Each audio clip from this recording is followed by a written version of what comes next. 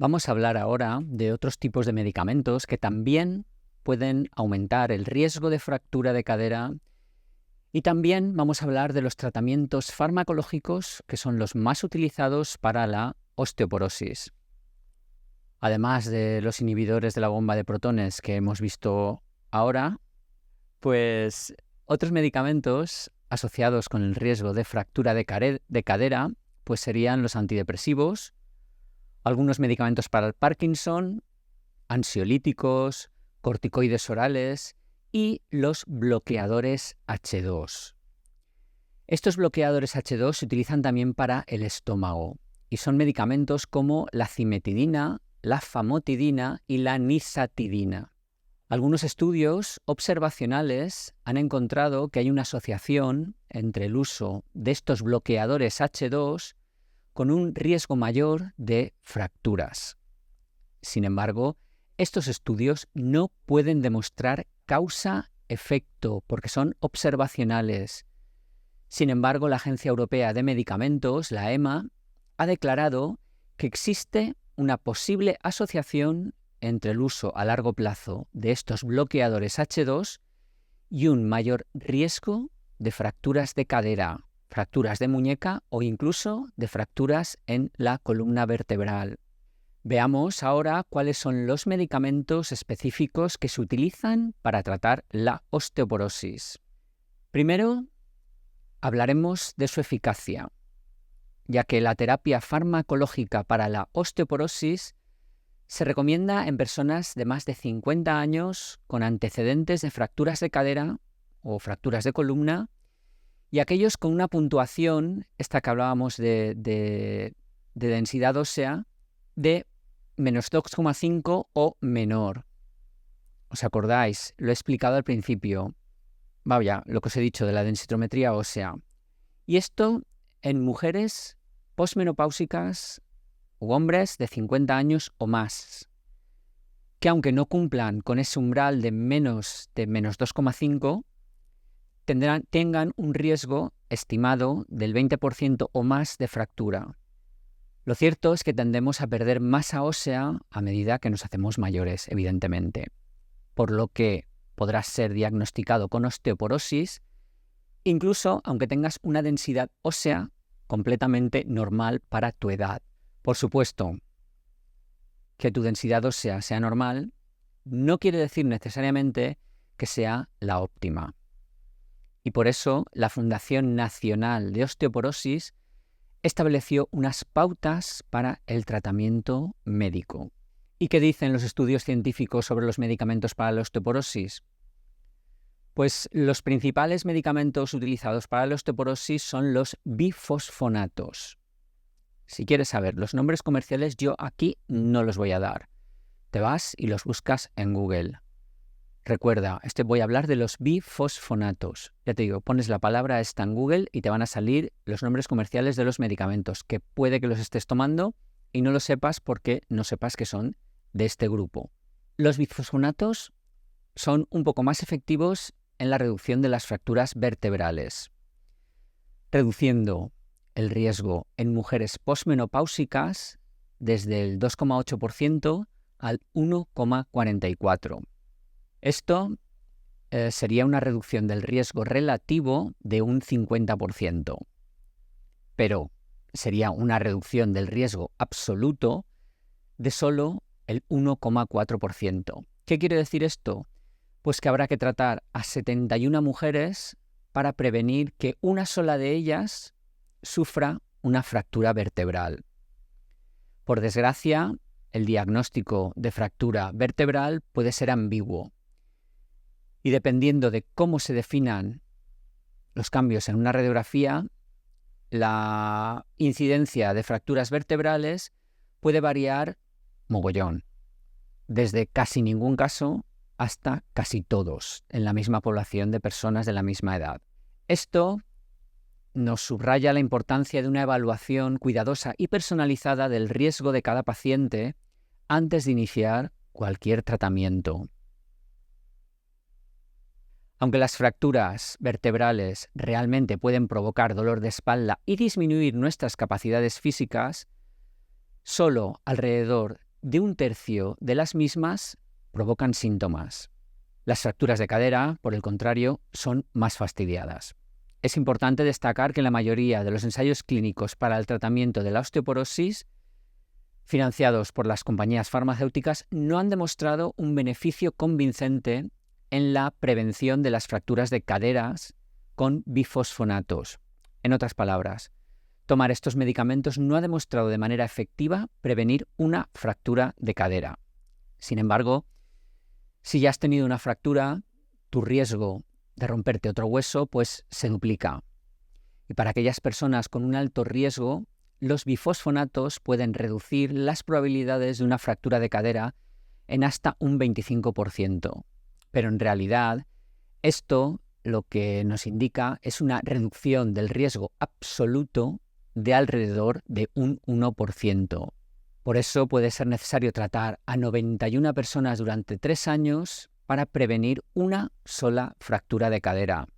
Esta información nos indica la importancia de no depender exclusivamente de los medicamentos y plantearse seriamente cambiar la dieta y mejorar el estilo de vida. Es muy importante que nos enfrentemos a la osteoporosis con una combinación de tratamientos médicos cuando sea necesario y enfoques preventivos basados en la dieta y el estilo de vida para mantener nuestros huesos fuertes y saludables. Las fracturas de cadera pueden ser graves y están fuertemente asociadas con un riesgo importante de muerte al poco tiempo de producirse. Aproximadamente tan solo 1/4 parte de las muertes después de una fractura de cadera pueden atribuirse directamente a la fractura en sí misma. La mayor parte del riesgo de mortalidad será consecuencia de otras enfermedades y el mal estado de salud de las personas que normalmente tienden a fracturarse la cadera. Esto puede explicar por qué los tratamientos para la osteoporosis y en particular los bifosfonatos no van a conseguir reducir de manera significativa la mortalidad general. La eficacia de los bisfosfonatos a nivel individual es tan leve que la mayoría de los pacientes, si estuvieran bien informados, probablemente no los tomarían. Y eso sin mencionar los efectos secundarios. La posible falta de eficacia no es la única razón por la que muchos pacientes dejan de tomar bisfosfonatos en el primer año de tratamiento. Efectos secundarios importantes, aunque raros, como la osteonecrosis de mandíbula y las fracturas atípicas de fémur, han contribuido a una disminución del 50% en el uso de este tipo de medicamentos. Un artículo publicado en el New York Times explicaba que los informes de que los medicamentos causaban que las mandíbulas se pudrieran y los huesos del muslo se partieran han sacudido a muchos pacientes con osteoporosis, tanto que prefieren correr el riesgo con la enfermedad. La osteonecrosis mandibular, que puede afectar gravemente la calidad de vida, es extremadamente rara, afectando como máximo a 1 de cada 1000 pacientes tratados por osteoporosis. Sin embargo, las fracturas atípicas del fémur pueden aparecer con más frecuencia, hasta en 1 de cada 300 usuarios tratados durante 3 años. Estas fracturas son raras porque ocurren sin un trauma significativo, simplemente durante actividades rutinarias como caminar, girar la cintura o incluso estando simplemente de pie. Es irónico que un medicamento destinado a proteger los huesos pueda causar una fractura tan severa. Es necesario que los pacientes y los médicos consideren cuidadosamente los riesgos y beneficios de los tratamientos farmacológicos para la osteoporosis. Además, es importante centrarse en enfoques preventivos basados en la dieta y el estilo de vida para mantener nuestros huesos fuertes y saludables. Pasemos a ver ahora cómo actúan los bisfosfonatos en el tratamiento de la osteoporosis y cómo pueden afectar a nuestro cuerpo. Los bisfosfonatos funcionan inhibiendo la acción de un tipo de célula del hueso conocida como osteoclasto. Tus huesos están en constante remodelación, añadiendo hueso en algunos lugares y eliminando hueso de otras partes para adaptarse así a la demanda que va cambiando con el tiempo. Las células que construyen de manera constante nuevo hueso se llaman osteoblastos y las que van destruyendo el hueso viejo se llaman osteoclastos. Si bien frenar a los osteoclastos puede ser beneficioso a corto plazo, a largo plazo pues puede tener un efecto, digamos, negativo.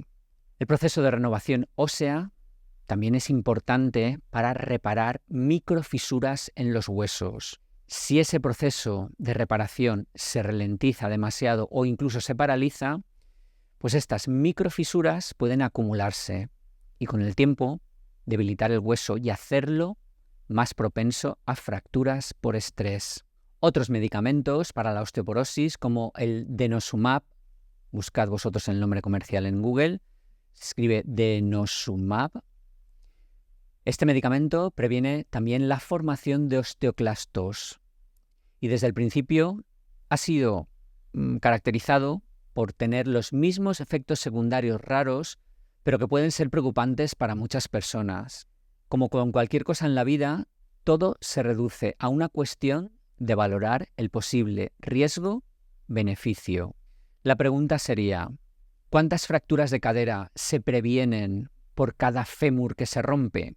Pues depende de la raza y del tiempo que hayas estado tomando estos medicamentos. Después de 5 años de tratamiento, en mujeres blancas se previenen 36 fracturas de cadera por cada fractura atípica de fémur. En mujeres hispanas solo se obtiene la mitad de beneficio, o sea, se previenen 18 fracturas de cadera por cada fractura atípica de fémur que se produce. Y en el caso de las mujeres asiáticas, se previenen solo alrededor de 5 fracturas de cadera por cada fractura de fémur atípica que se produce. Si nos vamos a un tiempo mayor, a los 18 años de utilización del medicamento, las proporciones empeoran mucho, las estadísticas se van por el suelo.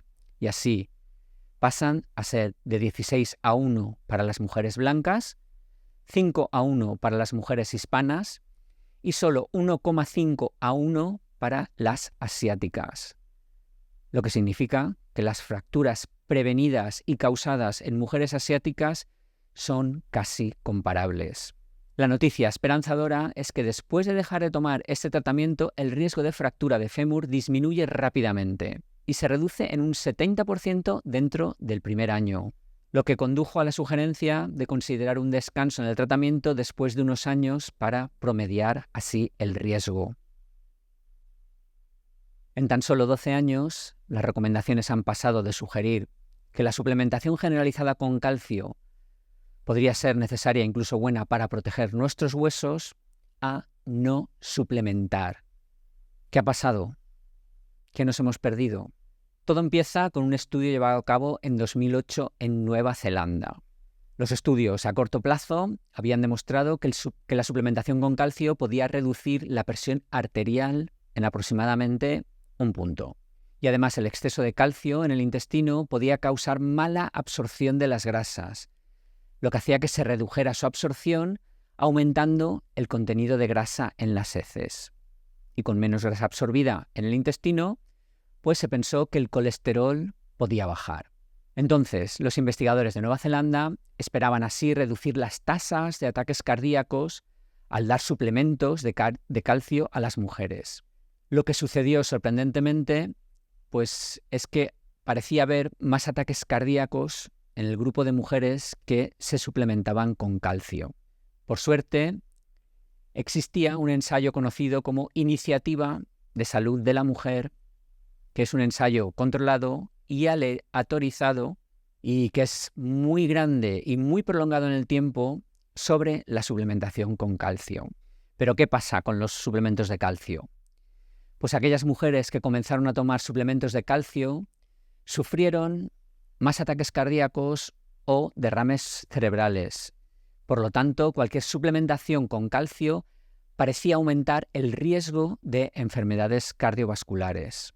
Los investigadores revisaron otros datos de ensayos clínicos sobre las tasas de ataques cardíacos y derrames cerebrales en mujeres asignadas al azar a suplementación con calcio con o sin vitamina D y confirmaron el peligro. La mayoría de los estudios poblacionales también estuvieron de acuerdo. Las personas que toman suplementos de calcio tendían a tener tasas más altas de enfermedad cardíaca, derrames cerebrales y muerte. La pregunta en este caso sería, ¿por qué los suplementos de calcio aumentan el riesgo de ataque cardíaco? Pero no lo hace, sin embargo, el calcio que obtenemos con la dieta. Pues quizás porque cuando tomamos tabletas de calcio se produce un pico de calcio en el torrente sanguíneo que no se produce en ningún caso al consumir alimentos ricos en calcio.